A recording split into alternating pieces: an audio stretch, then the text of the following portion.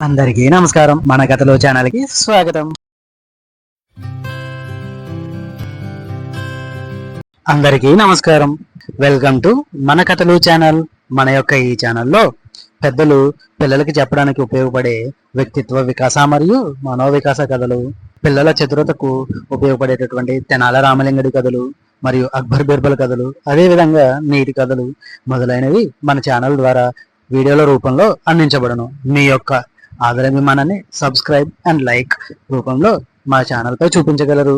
మరి ఇంకెందుకు ఆలస్యం? మరి ఆలస్యం చేయకుండా మనం ఈ రోజు కథలోకి వెళ్ళిపోదామా? ఈ రోజు మనం చెప్పుకోవే కదా మహాబలశాలి గుర్రం. ఒకసారి కృష్ణదేవరాయలు తన రాజ్యాన్ని దశ దిశలా విస్తరింపజేయడానికి బలమైన సైన్యాన్ని నిర్మించాలనుకున్నాడు. మన రాజ్యంలో ప్రతి ఒక్కరూ ఒక గుర్రాన్ని పెంచి పోషించి బలంగా తయారు చేయాలి.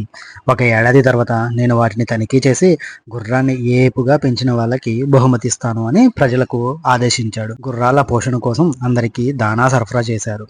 రాయల ఆలోచన తెనాలి రామకృష్ణకి నచ్చలేదు. అతను తనకిచ్చిన గుర్రాన్ని ఒక కిటికీ ఉన్న కొట్టుగదిలో పెట్టాడు. ప్రతిరోజు ఉదయం 9 గంటలకి దానికి చాలని దానా పెట్టేవాడు. మిగిలిన దానాన్ని తన పాడి ఆవులకి పెట్టేవాడు. అవి రోజు రోజుకి బలవసాగాయి. సంవత్సరం తర్వాత గుర్రాలను తనిఖీ చేసే సమయం ఆసన్నమైంది. తెనాలి తప్ప తక్కిన వాళ్ళంతా వరుసగా తమ తమ గుర్రాలని రాజభవనానికి తీసుకొస్తున్నారు. రాజు ఒక్కొక్క గుర్రాన్ని పరిశీలిస్తున్నాడు. తెనాలి వంతు వచ్చేసరికి ఆయన ఆశ్చర్యంతో, నీ గుర్రం ఏది అని తెనాలిని ప్రశ్నించాడు. తెనాలి, ప్రభు, నా గుర్రం అసాధారణ ఆకృతిలో మహాబలశాలిగా ఎదిగిపోయింది. దాన్ని ఇక్కడికి తీసుకురావడం నా వల్ల కాలేదు అన్నాడు. రాజు ఆశ్చర్యపోయి, అలాగా, సరే, మన ప్రధాన తనిఖీ అధికారి మీ ఇంటికొచ్చి గుర్రాన్ని పరిశీలిస్తాడు అన్నాడు. తమ చిత్తం ప్రభు అన్నాడు తెనాలి. తనిఖీ అధికారికి బారెడు గడ్డం ఉంది. అతను తెనాలి ఇంటికి వెళ్ళాడు. తెనాలి, అయ్యా, దయచేయండి, గుర్రం ఉన్న కొట్టానికి మిమ్మల్ని తీసుకెళ్తాను అని, కానీ మీరు దాన్ని కిటికీ గుండా మాత్రమే చూడాలి అన్నాడు. తనిఖీ అధికారి సరేనన్నాడు. అతను కిటికీలో నుంచి గుర్రపుశాలలోకి చూశాడు. అతని మూరెడు గడ్డం కిటికీ గుండా ఆ చీకటి గదిలోకి వెళ్ళింది.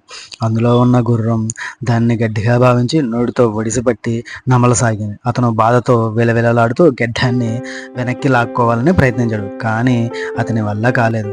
గుర్రానికి ఆ రోజంతా సరైన మేత దొరకలేదు. కాబట్టి ఆ గడ్డాన్నే మహాప్రసాదంగా భావించింది. దాన్ని నమిలేయసాగింది. అది గడ్డాన్ని పూర్తిగా ఊడబైకేటంత వరకు అతను కుయ్యో ముర్రో అంటూనే ఉన్నాడు. రాజభవనానికి పారిపోయి, ప్రభు, తెనాలి రామకృష్ణుడు గుర్రాన్ని చూశాను. అది నిజంగానే మహాబలశాలి.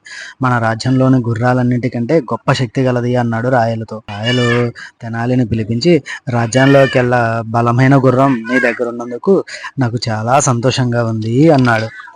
ఇది ఈ రోజు కథ. ఇలాంటి మరిన్ని కథలతో మళ్ళీ మేము ముందుకు వస్తాను. మా యొక్క ఈ కథల ఛానల్ మీకు నచ్చినట్లయితే లైక్ చేయండి, షేర్ చేయండి, సబ్స్క్రైబ్ చేయండి. అదేవిధంగా మీలా మరో నలుగురితో మన ఛానల్ని సబ్స్క్రైబ్ చేయించండి. ధన్యవాదాలు. ఉంటాను మరి.